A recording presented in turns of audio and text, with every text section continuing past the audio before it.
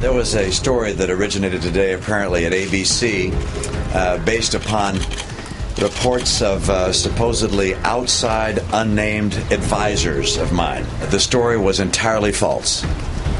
Marco Rubio is being thoroughly vetted as part of our process.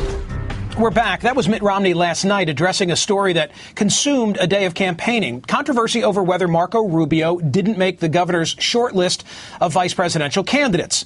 The news whipped conservatives and Rubio supporters into a frenzy. After Romney's announcement, Marco Rubio did an interview on Fox. Let's watch. How's the day been? It's been an interesting day, yeah.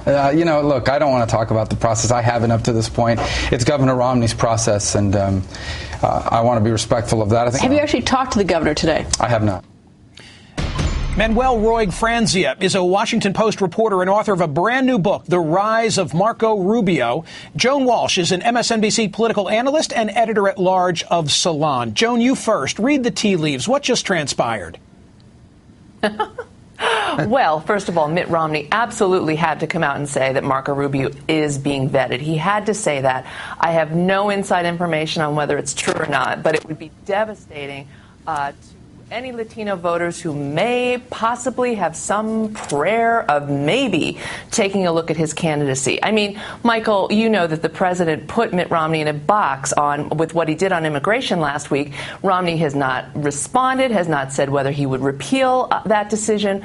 It's been a terrible week for Mitt Romney on immigration. And so to have that come out, to have the reaction that we had yesterday, and to let it stand, I think would be saying, I don't care about the Latino, the Hispanic vote. And we're just going to let this ride till 2016. He worked so hard in primary season and has thus far not tacked back toward the center. Manuel, I'm enjoying your book very, very much. The question for you, because you know this subject so well, could Marco Rubio withstand the vetting that would come? Oh, well, you would see a flood of stories immediately. And what the Romney camp would have to do is weigh the very large positives, all the energy that he would bring, what a great speaker he is, how popular he is in the conservative wing of the Republican Party, against the vetting issues. Give me an example. What would be at the top of the list that you think could cause a controversy?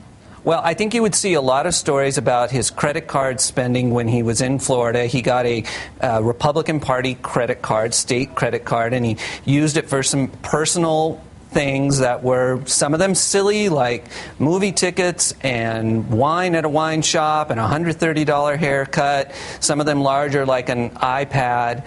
And, he paid it back after it came out that he was using this for personal use. But that could get dug into in a much, much bigger way. And then there's the story about his family's migration to the United States. And whether they were Cuba. fleeing Castro, who had just come to power, or whether the two were unrelated. Yeah, I think that's become a permanent part of his biography now. For those who aren't familiar with it, a very core part of his political identity was that his family had been pushed off of the island of Cuba by Castro. In reality, I was able to find out that they came in 1956 before Castro invaded. It undercut this notion that they had been pushed away. He says they're still exiles, but it raised questions about, whether voters could trust the things that he was telling them. Manuel, one other aspect I've learned from you, because you published in the Post 5 myths about Marco Rubio, one of them being having Rubio on the Republican ticket would automatically attract Latino voters. And you point out that there's a schism of sorts. Outsiders tend to look at the Latino community as monolithic when, in fact, that's not the case. Yeah, Marco Rubio is Cuban-American. They represent about 3.5–4% of Latinos in the United States. The great majority are Mexicans or Central Americans.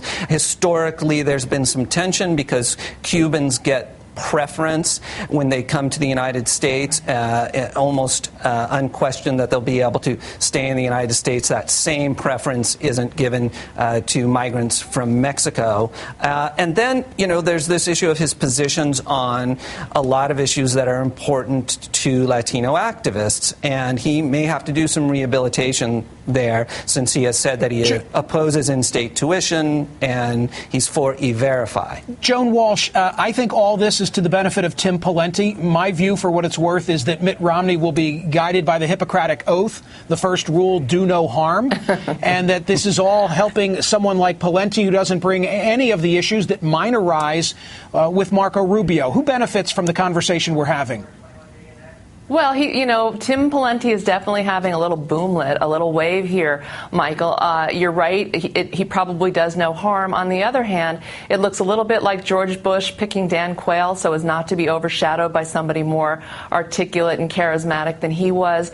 And I also think, there's a lot of myth-making about Tim Pawlenty. He does have working class roots, but does he set the working class on fire? I'm not sure about that. He set nobody on fire during the primaries. He bowed out very early. So, to the extent that the primaries were a referendum at all on his excitement and electability, I don't know what he adds except he's probably been vetted somewhat, and he's not dangerous. Manuel, sources close to the Romney campaign told Politico that Pawlenty's leading the pack of prospective VP nominees because he's strong where Romney is weak. Quote, several top Republicans said that as the hockey-playing son of a blue-collar worker and a longtime champion of connecting with what he has called Sam's Club Republicans, Pawlenty would be comfortable campaigning among working-class voters in a way that Romney will never be. Can you see the star of Tim Pawlenty rising, given the conversation we're having about Marco Rubio? I can see it rising, falling, rising again in the same way that the Portman star rose and fell, in the same way that the Bobby Jindal star rose and fell. The one who seems to have been consistently in the mix has been Marco Rubio. And, we got an affirmation of that yesterday, that he has that special something, that it quality, that X factor, whatever you want to call it. And the question is, how much it do they want on their ticket? Joan Walsh, in trade, I checked today, Portman, Pawlenty, Rubio, in that order. If I look at Joan trade, who's at the top? Not who you think, not who you like, just who's most likely at this moment to be picked by Mitt Romney? Oh, I guess it's Pawlenty, but I really have no idea. We should also say that, his bridge issues, he's not without vetting issues, too. And I think we would go back and take a look at his ideas about infrastructure way back when he was governor of Minnesota. There would be questions. He's not quite as bland.